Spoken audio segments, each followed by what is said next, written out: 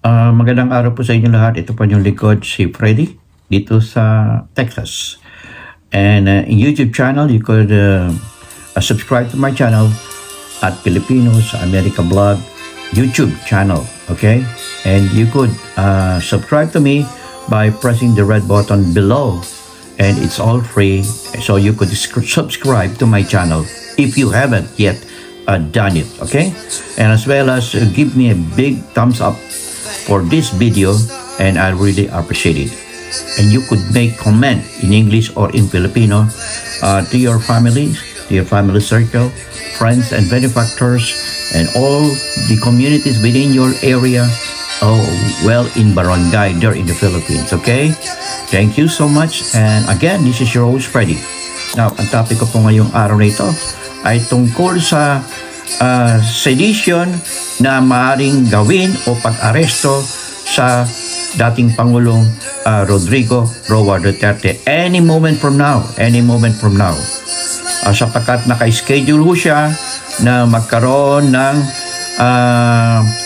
another speeches o prayer rally under candlelight dyan sa Cebu City. Ito ay gaganapin sa araw ng linggo sa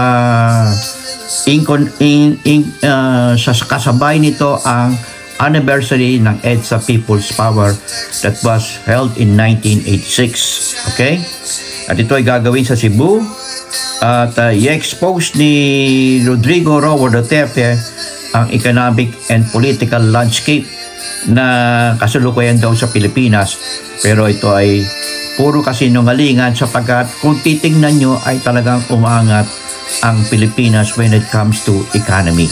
And as well as political stability kasi siya po ang nagdudulot ng political instability dyan sa Pilipinas. Okay?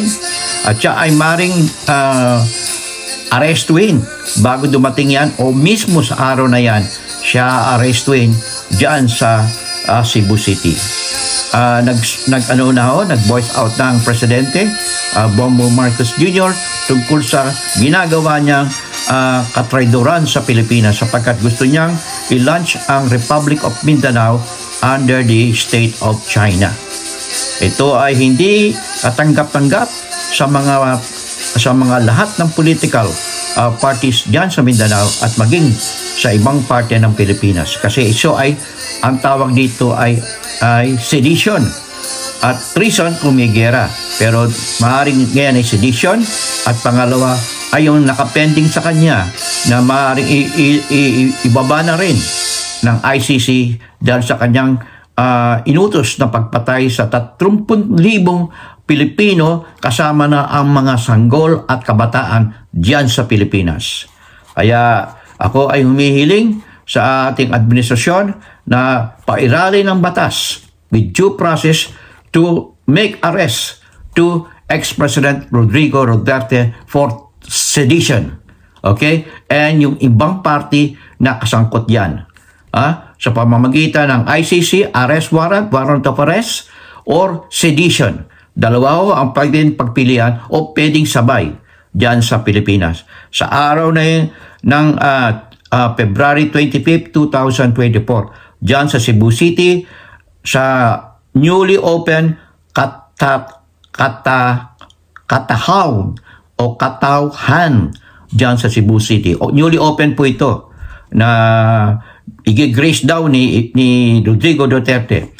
Ang pag-grace niya ay gagawin at tinawag niyang prayer rally na puro pagmumura, punong-puno ng galit sa kanyang puso.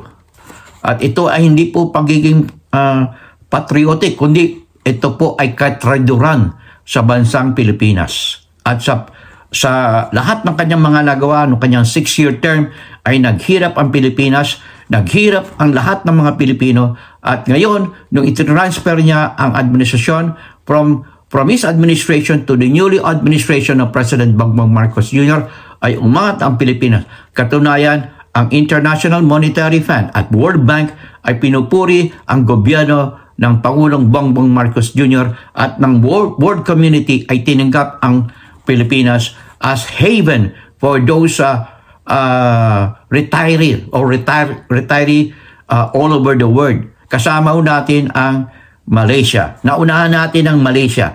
Sumunod sa atin ang Malaysia as haven or hub for retirement. Okay? Yan ho ang kasalukuyan na ginawa ng ating Pangulong Bongbong Marcos dahil parati siyang umiikot. At yan ho, kung ikaw ay salesman, ang parati mo pag-ikot sa iba-ibang lugar ay makatutulong upang mag-improve ang sales. At yan na nga, ito na nga, nangyayari na dyan sa Pilipinas. Kaya sila ayaw nilang makitang umaangat ang ekonomiya ng Pilipinas kasi ito ay magiging blocking factors. Hindi po katanggap ang ginagawa nito sapagkat ito ay part ng propaganda ng China. At nakita nyo ang China, kung gano'ng kasinungaling ang China, gano'n din kasinungaling itong mga Rodrigo Duterte na and party and DDS, kasama na dyan si Maharlika. Puro kasinungalingan at wala silang base na binibigay sa inyo. Sa inyo mga tanga-sunod. Yung mga sumusunod dito kay Maharlika, tanga-sunod ang tawag dyan. Okay? So, huwag niyong suportahan o gumawa kayo ng counter-rally dyan sa Cebu upang ipakita nyo ang galit ng mga Pilipino dyan sa mga Duterte niyan na nagwasak ng kinabukasan ng ating mga kabataan na sila ngayon ay marunong magbura dahil kay Rodrigo Roa Duterte at naging bobo ang mga Pilipino during his 6-year term. Hindi nga makapag-English. Simpleng English hindi lang magawa. Ganyang kabobo ang Department of Education. At ang mga teacher, ganun din. Hindi sila makapag-express sa sarili nila sa kanilang mga pansarili na hindi na may pagtanggol sa sarili nila dahil hindi sila marunong mag-English. At tayo ay kinikilala sa buong mundo na tayo ay magaling sa English pero ngayon natatalo na tayo ng ibang bansa. Tinalo pa tayo ng China. Tinalo pa tayo ng Malaysia. Ganyan kabobo ang mga tao dyan sa Pilipinas when it comes to public speaking. At ang mga bata na pipipi dyan sa mga public school, hirap na hirap mag-English. When it comes to English, it is a subject of all learning. Okay? Huwag tayong sabihin natin na tayo ay Pilipino. Hindi totoo yun.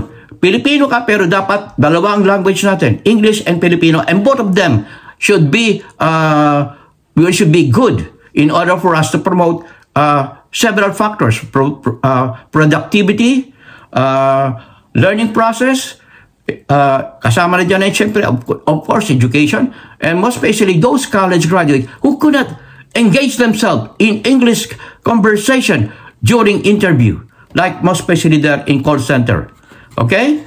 Okay, I do hope that you support the President of the Republic of the Philippines this coming February 25th, 2024, dyan sa Cebu City. Show of force ang gawin natin. Okay? And of course, thanks to the American government for supporting the government of the Philippines. Okay? President Joe Biden, thank you so much. Okay? In God we trust, never hold your peace.